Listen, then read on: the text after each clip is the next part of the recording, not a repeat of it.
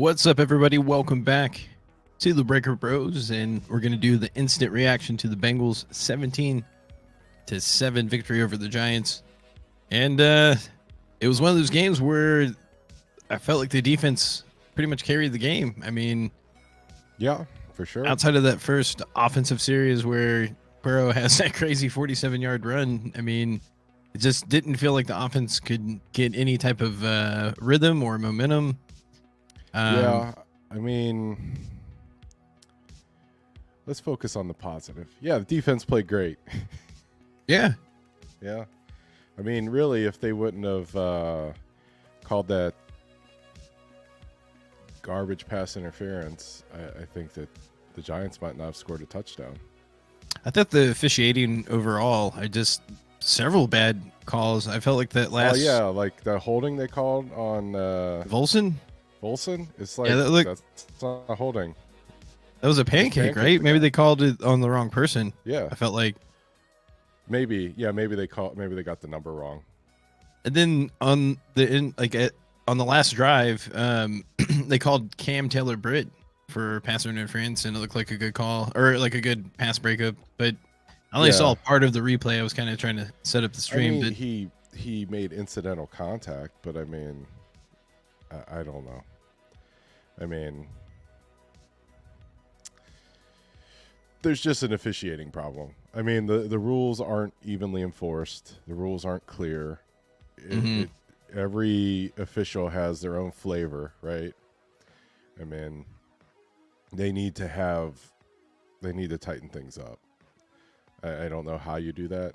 I mean, I feel like with baseball got a lot better to watch when they added the strike zone thing and they started scoring umps on strike zone. You could see who was calling balls and strikes correct and who wasn't. They need to do something like that for pass interference and holding and roughing the pass. I mean, it's just like random, you know? Yeah, like on that when they called it on oh my god, the cornerback Turner. It was weird because it felt like the receiver jumped into him. And then it was just a bad pass. Like the receiver jumped as if the pass was going towards like the actual sidelines, and then Daniels threw it like 3 yards in. So it was just a bad pass, but I felt like Turner had really good positioning. Yeah, I mean, Slayton jumped into him. Yeah. So like the whole, he didn't get his head around. Well, how could he? Because the guy's junk was in his face mask. You can't turn your neck when somebody's jumping into you like that. So whatever. I mean, but really, I want to talk about the defense. You know, the game ball. I feel like the game ball's got to go to Brian Daboll for being like the worst coach in decision making in the NFL. I mean, I feel like he gifted the Bengals that game. I mean, kind of. I don't know how you could botch like all those field goal calls, you know? Oh, I mean, yeah, but at the same time, the field goal kickers got to make those kicks. They weren't like bad kicks. I don't know if it was windy or not, but it was like a 45-yarder and a 47-yarder. Like that should be. Why are you kicking? Why are you kicking that? That's dumb. Well, yeah, I don't know. It's hard. Why didn't they kick it on fourth down? They were down by 3. It was fourth down. Why didn't you kick it? I will say this: like, as dysfunctional as people may think the Giants are, I do think their defensive line is pretty legit. Yeah, I think their offense. Like they even had like a defensive end out. Thibodeau was out, and they still got 5 sacks or 4 sacks. Well, that Burns, I think, right? I mean, he was just causing havoc all over the place. Like he was basically made it miserable for Burrow on the offense throughout the whole game. And then I mean, I put some of that on Zach Taylor. I feel like he just struggles mixing runs in.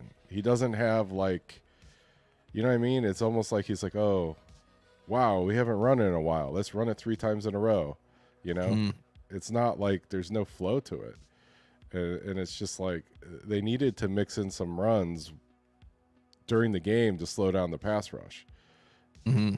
That's why I thought they would do a little bit more screens, maybe closer to the line of like the where all the offensive linemen were, just to slow down the pass rush a little bit.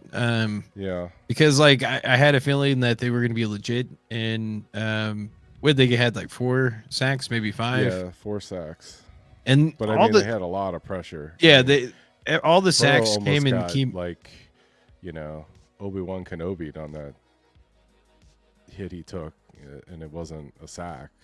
I mean, Burns just hit him like right in the chest and dropped him on the ground. Right before he ran into the tent. And when they did get to him, it felt like all the sacks were at key moments that caused them to stall drives or killed their momentum or whatever. And I want to say like I counted 7 stops in a row for the defense, so they played really well. I thought the defensive tackles all around played pretty good. It was a noticeable difference when you actually have all your starters and even the rookies. I felt like they had a few tackles for losses and a few pressures, and even the starters are starting to play like the way we kind of know them for. Played excellent. Yeah, ever since last week. Like 2 pass breakups. The deflection on the interception. I guess you would call 3. Like he caught one in his face mask. He hit one, and then he hit Daniel Jones in the arm on that pick. I mean, he played well. He played well. I felt like Hendrickson had 2 sacks. I mean, it helps because when there's a little bit of a push up front, you got a guy coming around the edge. The quarterback is still in the strike zone. I mean, if there's no push up front, he could just take 3 steps forward, and your pass rush around the edge can't get home because. Now, I will say this about the secondary or the rest of the defense is that for amount of plays that they've given up, like big plays, they also had plays where they had pass breakups, or I felt like the defense played really solid. I know Giants had pretty good plays here and there, not many, but then the defense would come back with like a pass breakup or something like that, or that interception. I mean, that's the name of the game, right? You got to make some plays. I mean, if you play defense, especially in the NFL, you're going to give up big plays and you're going to get penalties and stuff. It's just that you got to make plays of your own. I mean, I mean, it was a real defensive game, really. Both defenses played really well. They pretty much dictated the game. The defenses, So ugly win, but it's a win. I'll take it. Wins. Yeah. But I feel like, as far as like defensive pass rush, that might have been one of the better teams that they faced in terms of just having that consistent pass rush. I don't know if maybe it was an off week for the offensive linemen, because it seems like overall. Well, I mean, there's 2 ways of looking at it. It's either like the Giants' pass rush was great, or that was the worst game that the offensive line played all year. And it could have been a little bit of both too. Maybe a little bit of both, but again, it's just like they got to figure out a way to mix in more runs and screens, something to slow down the pass rush. You can't just drop back and throw it every single play. I like that play that they had to Jamar Chase, where they put him in motion, and then they did that little thing where Burrow snapped the ball, or it was like in shotgun, and he did that little touch pass to him. Yeah, that was pretty creative. Do that with other receivers too. I mean, and then Higgins, I felt like he was pretty much the only consistent player throughout the game. I feel like Chase had pretty big moments. He also had that drop, which kind of sucked, and then towards the end, Moss had that fumble, which I felt like we were going to score on that drive. It just felt like we were about to seal the deal, and he fumbled, and then I was like, oh my gosh, what was going to happen? Got lucky that the Chase Brown fumble went out of bounds. Yeah, I was going to say that because, we were kind of talking about that. And I think that was part of the reason why he hasn't been playing as much early on. I think part of it, a lot of it has to do with the pass blocking on third down and just being reliable. But also, I think there is that fear of him being younger, and then him having that record of fumbling, or that history of fumbling a lot in college. You could see why, because he was in traffic and he was running like he was running down the sideline. He did not put 2 arms over the ball. He just had it on his outside arm, and it got knocked right out. But outside of that, I feel like he's been holding on the ball pretty good, pretty securely. And then right after that, he hits that 30-yard run. So it's like, okay, there you go. Yeah. 30-yard touchdown run, which is like, Well, I guess Burrow had that 47-yard touchdown run, but I mean, outside of that, that's like the longest running, or I think, right?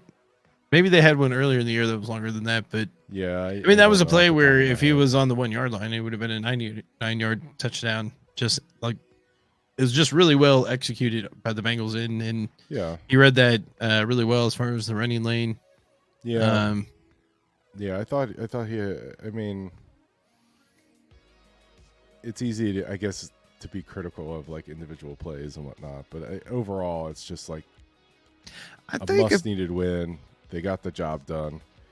well, I Wasn't mean, perfect. it was crucial but- for both teams. I think, for the Giants, because I think Washington, I don't know, the Giants, their division's kind of weird with Washington, Dallas, because Dallas is not really playing that well. The Eagles don't look that great. I mean, the Eagles are winning more often than not, but they don't look that great. And then Washington looks pretty good, but they just lost. But it felt like there was that pressure to win. At least the defensive played like it, like they played lights out for the Giants, or the defensive line, I should say. Mm-hmm. But yeah, their offensive just I don't know if for Daniel Jones if he just gets too nervous under the lights, but I mean I felt like there was a few plays where they could have had it if he was just a little bit more composed and a bit more accurate.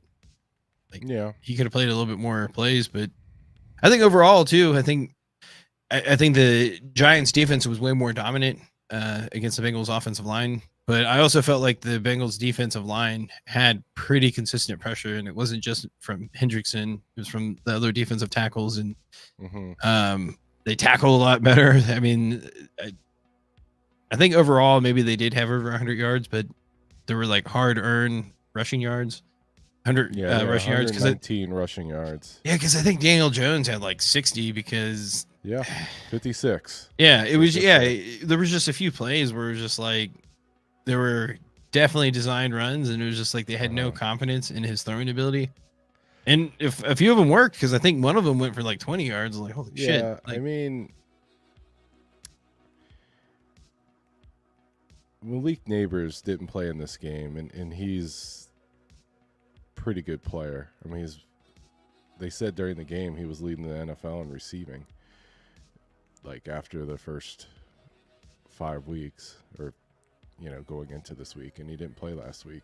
No, he's like an a electric really good player. Yeah. No, the Bengals definitely lucked out in terms of injury. I guess nobody gave back those wins that they got against the Bengals when they were playing their third string tackles and Larry Guy, So I think it was a good win in the sense that, it was ugly, but I think bigger picture, the biggest thing that most people were worried about, especially Bengals fans, was the defense. And don't get me wrong, I don't think the Giants' offense is that great, but the fact that they can show what they did and show that they can kind of carry the game, I think that's going to go a long ways. And the main thing is just winning right now. And however it looks, it doesn't matter. You just got to start stacking the wins. So I think they play the Browns next week. So, in my speculation with the Browns, they're getting close to where I can just see where they tank and they just get Ewers from Texas or one of those quarterbacks. I feel like there's going to be 2 or 3. They're going to be probably top 10 picks or whatever. But do they have their pick next year? Oh, I think they do. But I heard Chubb is going to be back for next week. But I guess is there anything you want to add to this game? No, just feels good to have a winning Sunday. That's different. So it's nice. It was. I'll take the victory. It was nice to see that the defense can carry the game and. But to be fair, I think the offense did make the plays when they had to, because at the end of the game where they were trying to ice it, essentially, it was like 3rd and 12, and I was like, oh gosh, here we go again. Mm-hmm. And then he does that little rollout and gets Yoshi on the sideline for 20 yards, and then I think a few plays after that, I think that's where Chase Brown has his touchdown. Yeah.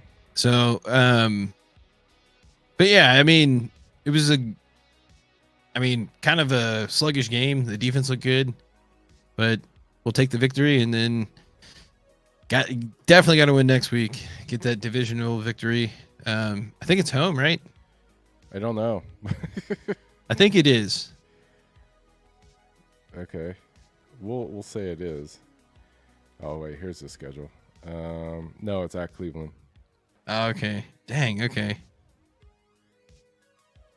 All right, but yeah, I guess what I was getting at with Cleveland is that I think they're going to get so close to tanking that I mean it would make sense for them if they think there's a quarterback available, because at this point, I mean, you're just going to have a really expensive backup.